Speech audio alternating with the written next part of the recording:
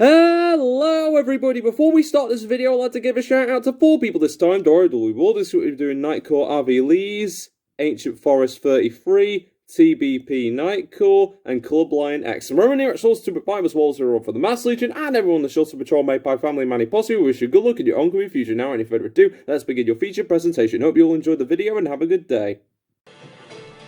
Hello everybody, my name is Seanster and welcome back to another episode of Seanster Plays Yu-Gi-Oh! Master Duel. Last time, we went into the lore of Ruin and Demise, where we witnessed the ritual power of Demise King of Armageddon and Ruin Queen of Oblivion as they applied their destruction onto the battlefield. We then moved on to the mystery of the Megalith, where, no joke, I didn't think I was gonna make that one, to be fair. I'm not gonna lie, but we pulled it off quite nicely, and as well as displaying a magnificent ritual summoning bonanza in action. And then finally last week we went on to the Proxine Warriors, where we used the Gem Knight fusion monsters in action, and the fusion fun is only going to continue as this week we're going to be going over again, another 3 archetypes. This time we're going to be doing the Glory of the Gladiator beasts, studying the origins of the Karakuri, and the Specter slaying flames of the Shiranui. So,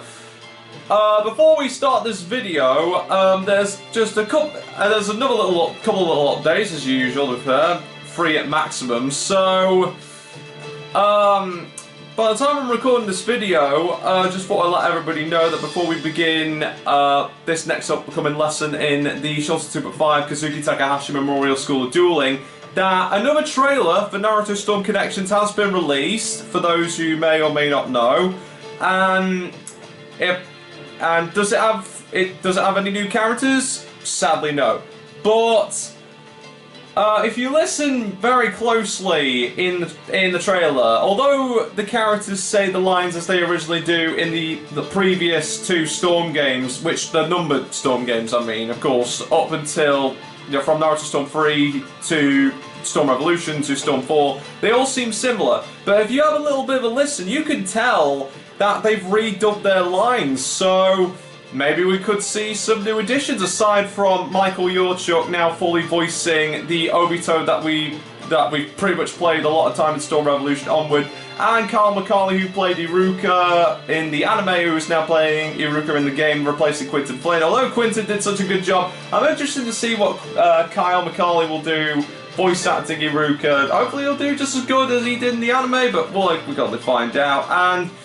But of course, if there are any new characters released, of course there is going to be a second video covering the second part of the Storm Connections talk. So yeah, it's probably not going to be something big. It's only just going to be talking about each individual character that came out, and there might be one more before its proper release. But the second update, and this goes hand in hand with the Genshin one-off specials. Now, it has now been officially confirmed that Baiju is coming out next week, meaning that there'll not only be another Wish video, but the quest for Baiju will be officially unlocked alongside the Nahida quest. Now, this is going to be a long while yet, because we've still got a lot of gates to go through in Yu-Gi-Oh! Master Duel, but because there are 2 stories after the Layla Hangout event, which will be a part of the next 3 Genshin one-off specials after Yu-Gi-Oh! Master Duel, I'm having a little bit of a choice between the 2, and I just like to think, I thought that everyone here would like to decide where to go to next. So I'm going to leave it to all of you in the comment section below which character you would like to see in action for the upcoming one-off specials, whether it be Baiju or Nahida. Either way, one of them is going to be a part of the one-off specials, and the other one is going to be a part of the Genshin Diaries on Twitter. But no matter which one we choose, it's all going to lead to a spectacular adventure all the same. So Baiju or Nahida, I'll definitely leave that choice up to you. And last but certainly not least, another Seansterverse What If is coming out, if not next week, then therefore the week after. Simply because, well, the week after at the latest, because I might need to spend There was a couple of things that I was going over while writing the Seanster cut of Naruto, which of course I may have brought to the table many times before, but after like going through some previous episodes along with playing all the Narrative Storm games, as in 1, 2, 3, Full Burst, and 4, excluding Generations and Revolution, as much as I would love to replay that again, unfortunately the next gen consoles just doesn't seem to want to remake Generations or Revolution, but you know, that's fair enough, it's up to them, and honestly the story modes were like well developed, but nevertheless, the next Shoulderverse What If is going to take place roughly in the world of Assassin's Creed. That's the only hint I could give you. Which era of Assassin's Creed? Well, just have to find out in 2 weeks' time, but I can guarantee you it's going to be fun, as well as the Baiju Wishing event, in which we've got about over 350 wishes, which I hope won't go so far as to go past the 300 mark, because I did say that I wouldn't be wishing past 100 after Shenhua, but we can only see how it goes, to be fair. If we lose 50-50, then it's a good chance that we might do a little sneaky one every now and then, but I will abide to the rules of no wishing more than 100 wishes, see how it goes, but more will be explained in the Baiju Wishing video. But also, I've been having a little chat with a couple of Genshin players on Trina Duart's chat, and there's a good possibility that we could see a summon video for the Wanderer too. Now, yes, the Wanderer was originally a Fatui Harbinger, Scaramouche, much like Child was, but even though I'm not going to spoil anything, but let's just say that he's technically not a Fatui Harbinger anymore, and a lot of people say he's good, so please be sure to expect a Wanderer summon video, hopefully before or after Yoimiya, which is going to be after Baiju. Wink, wink. Let's hope it all goes well and Hoyoverse keeps the hype up going. Right, so I think that's pretty much it for now. But if there is anything, then don't worry, I'll definitely be sure to cover it over in next week's video. But in this week, we've got a lot of things to go through, so let's get right into the video and the history of these individual archetypes. So, if you enjoyed this video, seriously, be sure to like, comment, subscribe, and stay tuned for more content coming soon. Looking forward to sharing all these wonderful adventures with you, especially since now we're going to do a fusion deck, and this time 2 synchro base decks. So, win or lose, I hope it'll be a good time, and for only at Shoulder 2.5, as well as everyone for the Mass Legion, and everyone in the Shoulder Patrol made by Family Manny Posse. Thank you so much for all your support so far. I would not be here without you. I hope you all enjoyed today's show, and let's get right into the lore, and as we now embrace in the glory of the Gladiator beast first and foremost. So, let's get cracking with today's lesson, shall we? Alonzi.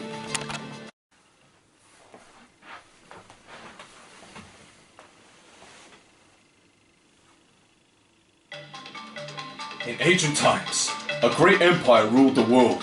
The city was prosperous, and its inhabitants lived in peace. War was a thing of faraway lands, and the aristocrats, unknowing of the danger, decided to build a great amphitheater, the Colosseum. Big words. Therein, gladiator beasts fought to the death for mainly sports. Tournaments were held day and night to satisfy the latent bloodlust of the aristocrats. Long live the Empire! Salute the dying heroes! At the blast of a horn, a fierce battle would begin, in which the beast would fight with claws, fangs, and any weapons available. At the Colosseum, those who captured the crowns were lavished with praise. This spurred on the gladiator beasts who risked great peril for the spectators' cheers. The Empire enjoyed the very height of prosperity, but a small spot would set in on the path to destruction. And with the decline of the Empire, the frequency of fighting tournaments decreased.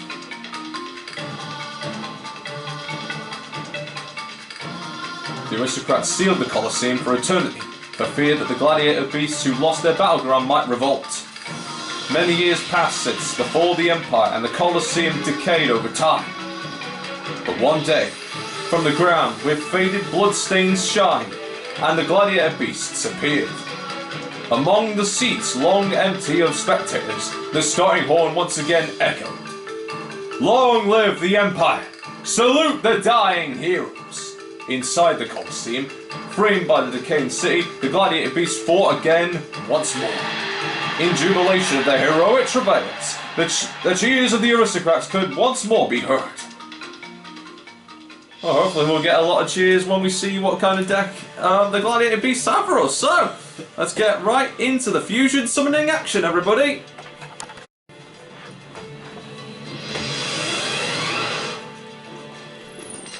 Alright, let's see what we got today.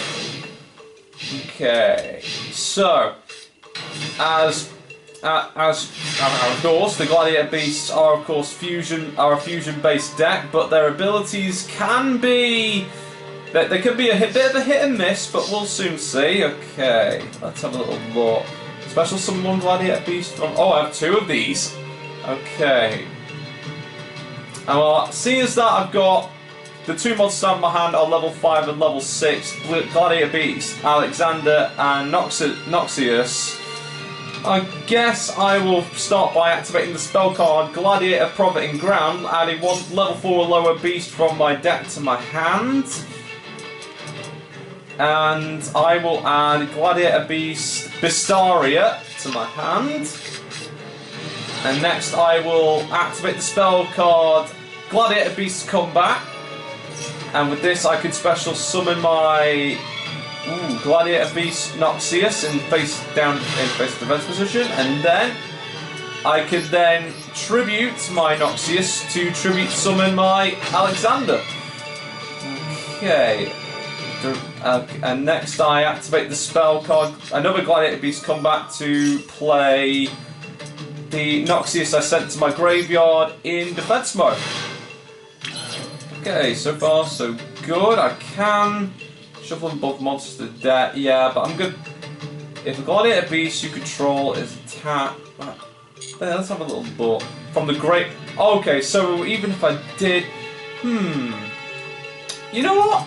I'm gonna try something. So, when it's Link summoned, you can add the. Might as well go with the big hitters from the go. So, I now set Gladiator Beast Alexander and Noxious in the Link arrows. And I Link summon Gladiator Beast Dragius. Okay, and I've got the spell card ready, so during the battle phase, shuffle into the deck from the hand, field or graveyard, fusion materials that list the Gladiator Beast fusion monsters and special summon it. Okay, and now we'll just proceed on to attack. Ooh, let's see its effect right here. So if a Gladiator Beast attacks, you control attacks, it cannot be destroyed by battle. Also, your opponent can't activate cards and effects during. Oh, that is just too good. Okay, but I've got to make it count. And then I will activate the spell card Gladiator Beast United. And from my, let's see, target up to 2 cards to the field destroyed. Don't mind if I do. So I shuffle my Alexander and my Bistari that I from my hand back into my deck. And I fusion summon Gladiator Beast. Geyserus, I think that's how you say it. Geyserus. And then, since it's special summon, I can now destroy both of my opponent's face downs, like so. And since it's still my battle phase, I can still attack. There we go. Oh, let's see. When this card special summon, return to the extra deck, special summon 2 Gladiator Beasts from the deck. Don't mind if I do, I'll just send that back. And I will call forth my Gladiator Beast, Darius, and Gladiator Beast, Vaspius.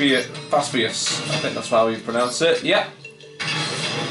There we go. Oh, and target 1 Gladiator Beast from the graveyard. Oh, okay. And then I can special summon in defense position. However, but its effects are negated, and it's also shuffled back into the deck when it leaves the field. I will not do a single diddly thing right now. I'll just let it get shuffled back into the. Okay, maybe not. Maybe it is a get shuffled back to the deck. Maybe it's still cool. Oh, okay. Okay, so. Okay, it just gets destroyed. Oh, you've still got to be careful though.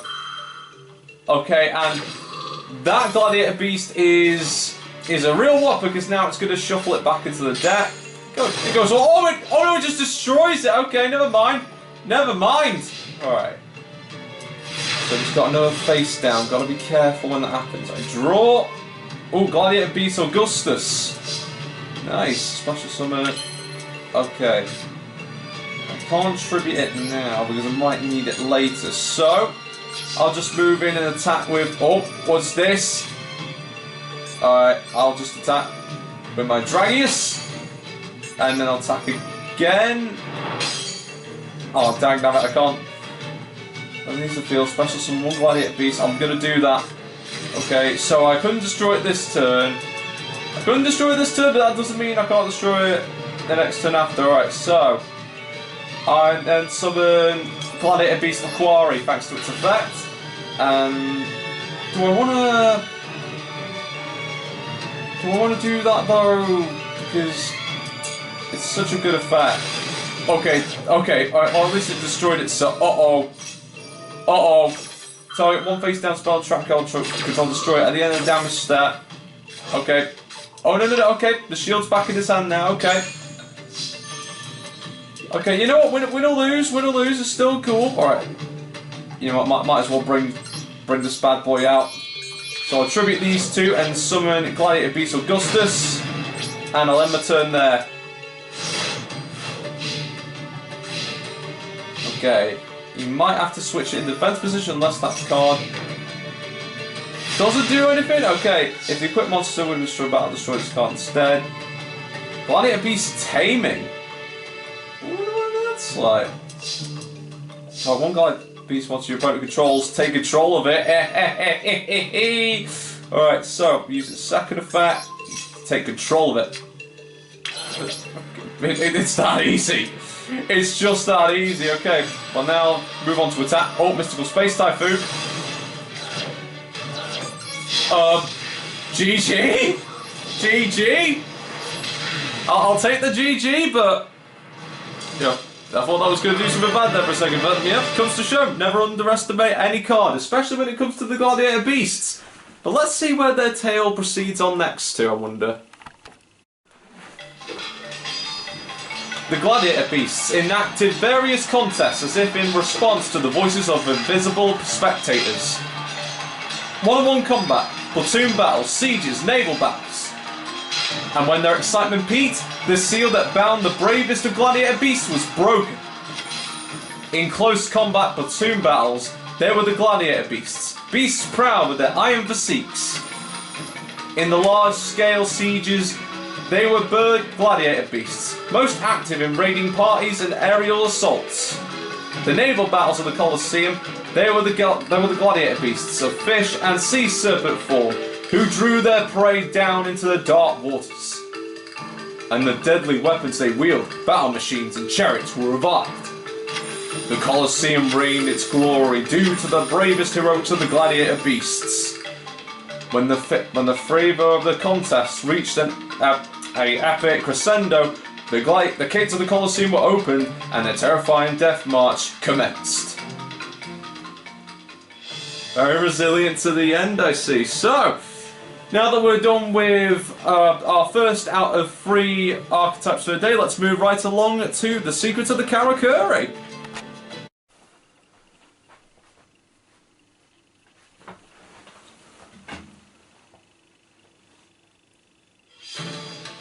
Have you heard of a term called Karakuri anatomy? What are the inner workings of the Karakuri? How did they came to be? All one could want to know of the Karakuri is contained in this tome. Let us unravel the mysteries of this tome and delve into the deep world of the Karakuri. A long time ago, there was a constant conflict between the nations. The turmoil was the very picture of hell on earth. In the midst of that era, in order to quell the strife, one feudal lord assembled the greatest Karakuri craftsmen. The feudal lord proclaimed to the engineers, "I want you to develop soldiers stronger than firearms.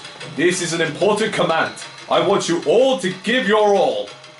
Immediately, the engineers set out to develop devices capable of wielding great power. Crucial to the devices were golden gears located in a faraway country. The feudal lord granted the engineers' wishes, successfully acquiring the golden gears, and thus mysterious devices of untold power were forged. After several years, Karakuri equipped with the golden gears were completed, The workmanship of the Karakuri was unrivaled. Their handiwork was impressive to all who beheld it.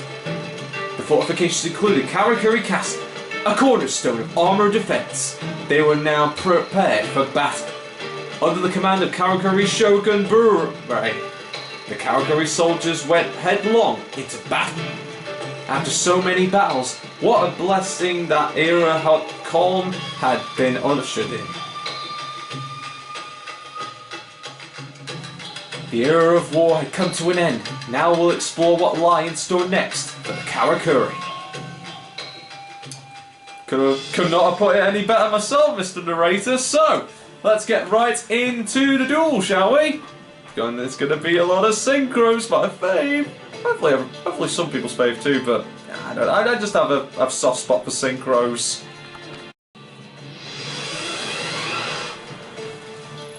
Okay.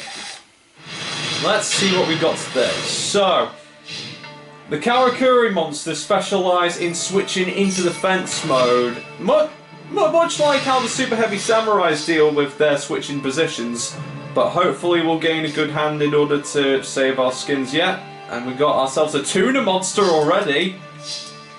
2 tuna monsters. Very nice. So, let's see what we've got in the field. So, he's got Karakuri Soldier, Nisamu, who, if this card is attack evadable, but when this card gets destroyed, it allows him to summon another level 4 lower Karakuri from his deck in face of attack position. On top of that, he's got Karakuri Anatomy, so each time Karakuri would change its position, he would gain a counter. He would send that number to the graveyard to draw a card from his deck, meaning that if he gets 2 counters at the max, he'll get 2 cards. So that means I'll have to be prepared for any and all contingencies. Let's see. Well, I guess I'll play Karakuri Trickhouse face down, and then I will proceed to... very intriguing. When this card is normal summon, well, I guess I could summon a Synchro monster to even out the field. So, I summon Karakuri Komachi Nishi! And then, thanks to her ability, I can now normal summon another Karakuri from my deck. Let's see what we've got. Super Heavy Samurai Swordmaster Musashi. That's good. Good for defense, but just gotta do the other options. Mind you, Karakuri Shogun Burai sounds cool, so... Oh, let's see. Well, I summon Karakuri Ninja... Let's see what his name... Oh, I forget. Here we go. It says here, Karakuri Ninja Kuik, thanks to its effect. And now, with these 2 monsters combined, I can now tune my Nishi with my Kurik, in order to synchro summon Karakuri Shogun Burai!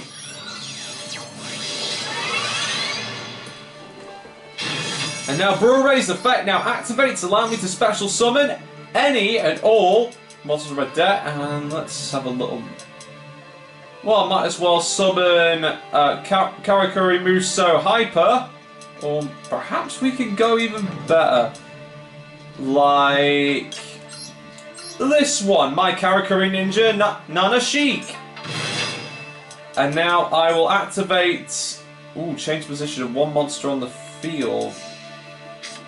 Let's see, target 1 face-up monster, might as well save it. Target 1 face-up monster control.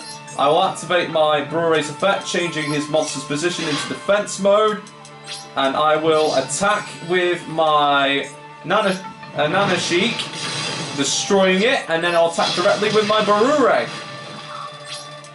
And with that strong attack, I will end my turn. Let us see what the Karakuri Storm Castle has to offer us today. Oh, already a level 4 monster with... Oh, wow, okay. Yep, he anticipated my effect. But yet again, he didn't anticipate this. I activate my trap card, Karakuri Trickhouse. When my monster has changed its position, I can destroy 1 monster on the field, and that includes your Hyper. And, you know, if we play our cards right, I think this could very well be a GG. Oh, and we also got a Karakuri Anatomy too, very nice. I play Karakuri Anatomy, and then I will then summon the tuna monster Karakuri strategist Nishipachi. And then I'll change its position because, well, it's already there. And then, oh, what if I could summon even better from that? So, I tune my level 3 Nishipachi with my level 5 Nanashik in order to synchro summon the strongest samurai in the deck, Karakuri Steel Shogun Burrito!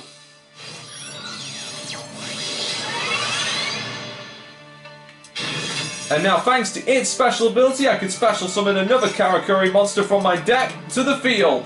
So let's welcome my Hyper, there we go. And then I will activate Karakuri Anatomy's effect, sending it to the graveyard to draw another card. And now it is time for an all-out assault on the castle. Go, Burrito, attack! And now Beret, actually no, Hyper, attack! And now it's your turn, Beret! Finish off this duel! And I can't believe it! Like, it's another GG! Not that I'm complaining, but I was honestly sure I was going to lose most of these. Not that there's any problem with it, of course, you know, because you win or lose, it's still a good game, but, you know, just one loss would have been nice, just one. You know, just to make it fair. Either way, onwards to the law. So in times of peace, what became of the Karakuri? Delving yet again into the tome of Karakuri anatomy, next we'll examine how the Karakuri lived.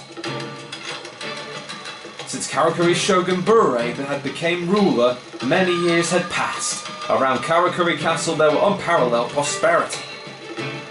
On the high roads, not only Karakuri, but townsfolk such as Zealonius merchants were common sights. Merchants peddled Karakuri Gamma oil and Karakuri gold dust on the street, wares that were medicines for the Karakuri. They were in the high demand, and for the merchants they provided most profitable.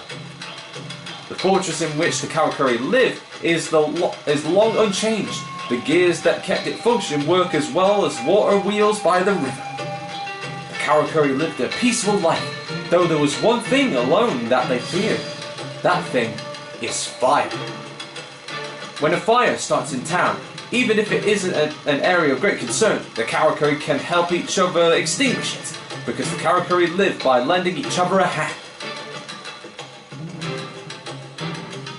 The Karakuri exists to this day. That much we know from the many books that remain. As this story continues to unravel, new discoveries await around every corner. I wonder what discoveries that the Karakuri will have left. Well, only one way to find out if one decides to pick up any cards revolving around Karakuri. So, one last archetype to go, and that is with the Shiranui. But of course, everybody, if you enjoyed this video so far, be sure to like, comment, subscribe, and stay tuned for more content coming soon from only Shorts 205, as well as everyone in the Mass Legion and everyone in the Shorts Patrol Member Family Manny Posse. We all hope that you enjoyed today's show, and we do appreciate all your support. And now let's move on to see some demon slaying blades at the hands of the Shiranui.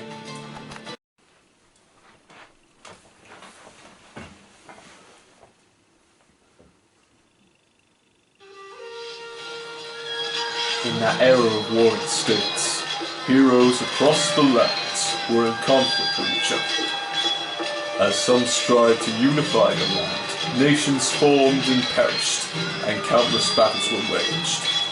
No place escaped the flames of battle, and the long-enduring wars wrought havoc not only on the fields, but also in the hearts of the people. And when the world was devastated, a unique type of monster appeared. The Specters. The Specters misled the people and sometimes manipulated the wise into calling for more war. There was a young samurai who devoted his life to battle the Specters. The samurai studied not only the very schools of swordsmanship but also the art of exorcism. Using the Shiranui style method, the fusion of the various arts, he sparked a war before anyone knew, along with like-minded people. The name of the samurai who vanquished countless Specters has spread like ripples among them. In seeking his death, the Specters attacked with a large army. Without losing a step, the Shiranui style confronted the assault. But no matter how strong he was, the samurai was merely a human. In the end, he is overcome, and the Specter and the Specters inside trapped his spirit inside the beloved katana of his. Meanwhile, the Spectres decreased in number and lost much of their power. Sinking back the darkness from whence they came, the Spectres disappeared, but the time will come when they will accumulate power and reappear. Though now a spirit sealed in his katana, the lore of battle, the Shiranui style techniques were passed on to the posterity by surviving comrades. Soon after the dark war between the young samurai and the Spectres, the world ceased to be at war. Peace had been restored, and a new era when a few knew of war was ushered in. The battle between the Shiranui style and the Spectres continued on. The current generation's successor is known as Shiranui Samurai. In this post-warring state world, the young warrior shows bravery and courage.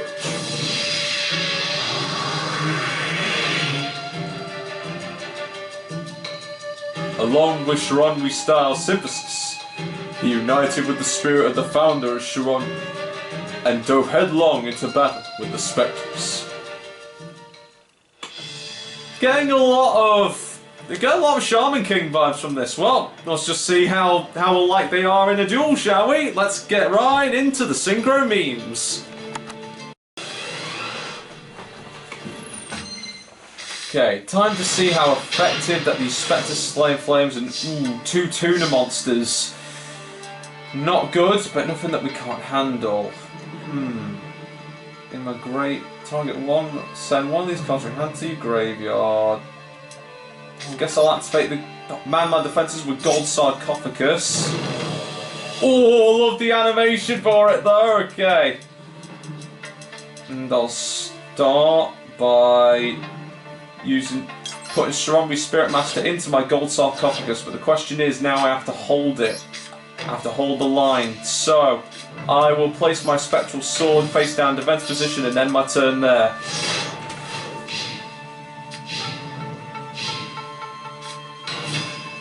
Okay, let's see. Banish one place once you control it, take no damage this turn. I will take the damage. Alright, I'll just take the hit. Okay, let's take a look here. Target 2, you might. Let's see. Shuffle them both into the deck, draw one card. Oh, wow, okay. Well, this could. Okay, and now that my Gold Sarcophagus has gained 1, we've got one banish. Type 1. You know what, I guess that's good. That is good. So, I will activate the field spell card Shiranui Style Synthesis. And now thanks to its effect I can summon one zombie type monster with 0 defense points from my graveyard in defense position. And the monster I'll bring back is my Shiranui Spectral Oh, dang it, I had to discard one card. I just had to, but no worries, I could bring the one I used in my graveyard, so now I can then summon my Shiranui Smith. And then I will tune both my Shiranui Smith and Shiranui Spectral Sword in order for me to Spectral Synchro Summon Shiranui Squire Saga.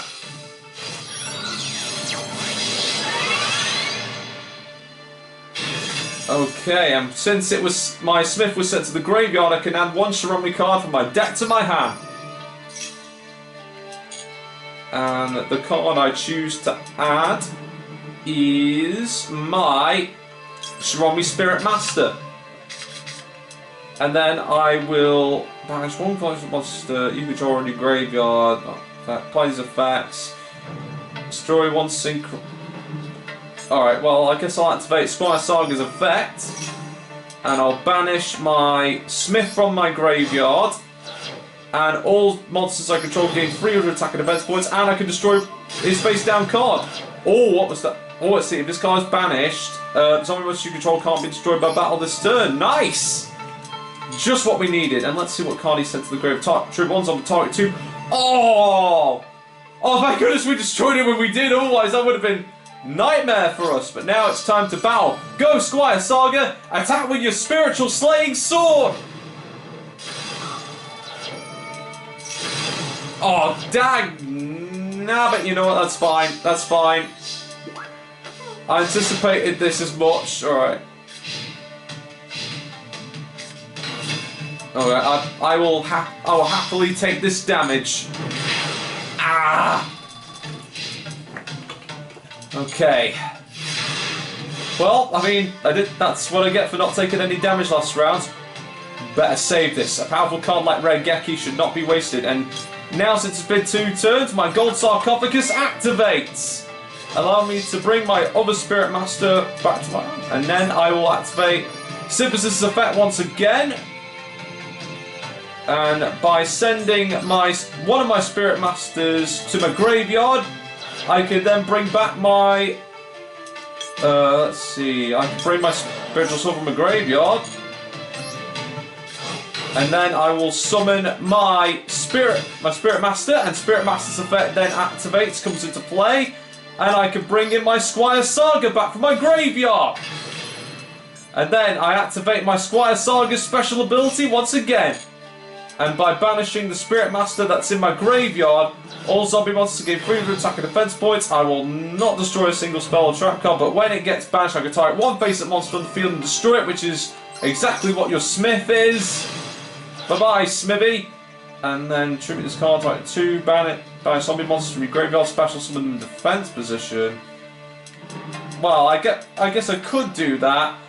Or I could bring in an even more powerful monster, but I'll do that in main phase 2. So, my Shiranui Spirit Master will attack you directly. Then my Spectral Sword will attack. And finally, my Squire Saga will attack. And next in main phase 2, I will now tune my level 3 Spectral Sword with level 7 Squire Saga to unleashing the ultimate sword, dedicating to eradicating all spectral demons who dare threaten this noble and prosperous land. I synchro summon level 10 Shiranui Sun Saga.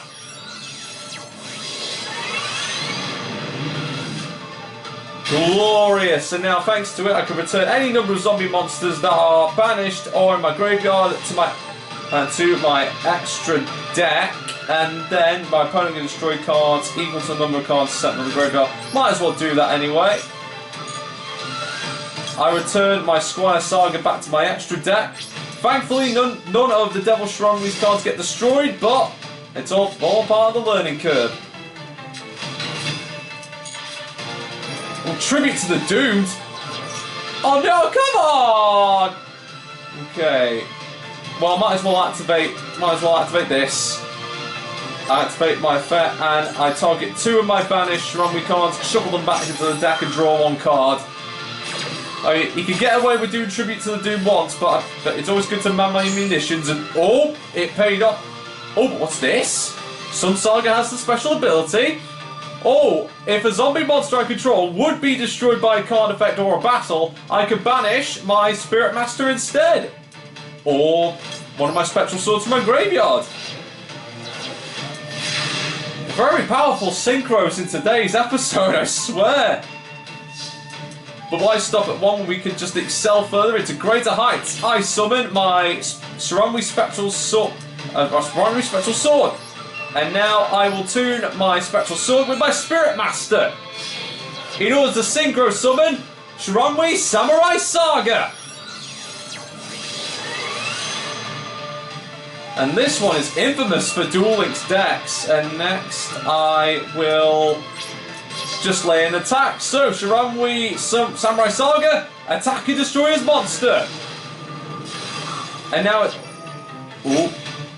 Let's see, I activate my Sun Saga's effect once again. If you're planning on destroying my monster, you're going to have to wait on that, because I send my Spectral Sword from play to avoid getting destroyed. Now, Sun Saga, lead the charge and give us a 3rd GG in a row! Woo! Well, that certainly was a spicy combo. Not gonna lie, I was a little bit panicky for a second there, but, you know, Sun Saga really saved us for a second. Now, time to see how the legend of such a fine set of cards ends in the last law of this week. Let us commence forth. For the world of humans had become peaceful. The battle between the Shiranui style and the Specters continued. The Shiranui Samurai and the spirit of the founder united into Shiranui Shogun's son. He slashed as great many Specters, but he could not eradicate them. The Shiranui Samurai was highly trained mentally and physically, and possessed a great skill couldn't have reproduced the grandeur of the Founder's battle prowess. To seal off the Spectre's, comrades of the Shiranui style rushed to prepare the final measures. The Spectres that noticed this seized upon the fort that acted as their base. Meanwhile, the Shiranui style were readied, the Shiranui style Samsara. By combining the Shiranui Spirit Master and Shiranui Solitaire, they created a so-called gate connecting their world and the spirit world. What is to be done with that gate? In the cold atmosphere, the practitioners' chant reverberated. The Spectres around the fort and gradually focused their siege. At the peak of the practitioners' chants, the ultimate Shiranui style force appeared through the gate, the Founder and Apex. It was the form of Shiranui Sun Saga. The Spectres were terrified. Among the Spectres still remembered being followed by this young samurai. The power of Shiranui Sun Saga was tremendous as he cut down the remaining Spectres and successfully sealed them away.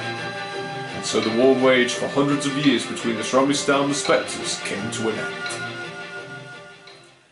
And with the end of a war between Spectres and Shiranui, so does another spectacular episode, because with that is going to be the end of another week's episode of Duels. So, if you enjoyed, I really hope you all enjoyed today's lesson dash episode. Of course, it wasn't quite intense with the first two, but it definitely got spicy around this one. But I hope it was still a good show all the same. And next week we will be continuing on with the Gears of Justice Dispatch and the Digital Bugs of Cyberspace. But if we get lucky, we might fix the Steam Dinosaurs of Uncharted Lands. But both this and the Colossal Mechanical Conch, with being the Cleforts, may be its own separate episode, because when we get to the Legend of the Star Heroes with the World Chalice, it is going to be a full-on lore-based episode, so that's going to be an entire week is going to be spent on that. So the next 2 weeks are all going to be just like 2 archetypes until we get to there, and then we'll see how we go. So maybe it might be 3 archetypes, maybe it might be 2. But we can only find out. But as always, I really hope that you've enjoyed today's video, and if you did, be sure to like, comment, subscribe, and stay tuned for more content coming soon. Really, I'm looking forward to seeing what kind of surprises await us in Master Duel. Although this may not be the most exciting of all adventures, no matter if it's Battlefield or not, every adventure is precious, because I have all of you to share this with, and I would not be here without every single one of you. And of course, from everyone here at Shoutouts TBP, as well as everyone from the Master Legion and everyone on the Shoutouts Patrol made by Family Manny Posse, thank you so much for joining me for another spectacular adventure into the world of Master Duel, and I'll see you all next time. We'll be going around the mulberry bush with Gears and the Digital Bugs of Cyberspace, with both of which containing Z summon. So look forward to that. And then next week we have Pendulum. So the week after that we have Pendulum. So it pretty much goes hand in hand with the summoning methods. Cool. Thank you so much for watching, everybody. Hope you all had a fun time today, and I'll see you all next week for more fun. And stay tuned for the Baiju summon video coming in. Hopefully on Thursday or Saturday. See how we go, see how we fare. But either way, looking forward to it all the same. Hope you all have a safe week ahead. I'll see you all next time for more fun, everybody. Thank you so much for coming, and stay safe. Bye.